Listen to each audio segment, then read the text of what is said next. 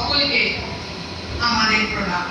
Diamond queen এবং সানশাইনের তরফ থেকে সকলকে আমাদের আত্মার প্রণাম জানাই। কবিকে নতুন ভাবে বলার কিছু নেই। আমাদের সাজ, আমাদের চলা, আমাদের কথা সবকিছুর মধ্যে দিয়ে কবিকে খুঁজে পাই। উনি ছিলেন বলেই হয়তো আমরা নিজেদেরকে আবারও কোথাও হারিয়ে গিয়েও সেই মেঘলা আকাশে রোদের মতো করে নিজেদেরকে তুলে ধরতে পাই। সত্যি তখনকার দিনে হয়তো কবির কাছে চ্যাটজিপিটি, গুগল, ইউটিউব, হোয়াটসঅ্যাপ ছিল না ভাগ্যিস, তাহলে কবিকে কথা এইভাবে পেতাম না। আমাদের রবি ঠাকুরের বেশ কিছু শ্রেষ্ঠ উপন্যাস রয়েছে, যেগুলো থেকে আমরা কেউ কেউ অবগত আছি, আবার অনেকে নেই। কেউ কেউ শুনেছি, কেউ আবার ভেতরও কেউ ঢুকেছি। তার মধ্যে গোড়ার নাম সকলেই নিশ্চয়ই জানো। এছাড়া ঘরে বাইরে, চোখের বালি, নৌকাডুবি এগুলো অন্যতম। এই উপন্যাসগুলির মধ্যে যেমন প্রেম, সমাজ, দর্শন এবং মানবিক একটা গভীর বিশ্লেষণ কিন্তু আমরা খুঁজে পাই, যেটা কিন্তু বর্তমানে চ্যাটজিপিটি, গুগল মিট বা হোয়াটসঅ্যাপের মাধ্যমে হবে না। এবং সেই জন্যই কিন্তু আমাদের আজকের এই রবির আলোর সন্ধ্যার আয়োজন, যেখানে গোড়া একটি অন্যতম দীর্ঘ একটা শ্রেষ্ঠ উপন্যাস, যেখানে জাতীয়তাবাদ, ধর্ম এবং সামাজিক আদর্শের একটা দ্বন্দ্বের কথা আমরা জানতে পাই। যদি কেউ না জেনে থাকি তাহলে আজকে একবার গুগল সার্চ করে জেনে দিলেই হয়। চোখের বালি, চোখের বালিতে বিনোদিনী, আমাদের মহেন্দ্র এবং আশালতার সম্পর্কের মধ্যে একটা জটিলতার দ্বন্দ্ব, ভাব, ভালোবাসা, রাগ, অনুরাগ, সন্দেহ আর বিরহ জানার যন্ত্রণা সবটাই দেখতে পাই, যেখানে বন্ধুকে ভরসা করেছিল আর বন্ধুই হয়ে উঠল বিরহ যন্ত্রণার প্রথম প্রধান চরিত্র। নৌকাডুবি, নৌকাডুবিতে ভুল পাত্রপত্রীর একটা পরিণয় এবং তাদের পারস্পরিক সম্পর্কের একটা সুন্দর উপন্যাস ছবিতে দেখেছি, না দেখলেও একবার দেখে নেব। নৌকাডুবির সেই ভুল পাত্রের পরিণয় সম্পর্কের একটা গল্প। আর ভুললে কি করে চলবে, কথায় কথায় আমাদের সেই শেষের কবিতা, যেখানে অমিত এবং লাবণ্যে প্রেমের একটা কাব্যিক আখ্যান খুঁজে পায়, যা বাংলা সাহিত্যের একটা নতুন ধারা। যোগাযোগ, যোগাযোগ মনে আছে কি? বলছি, বিপিন এবং কুমুদিনী।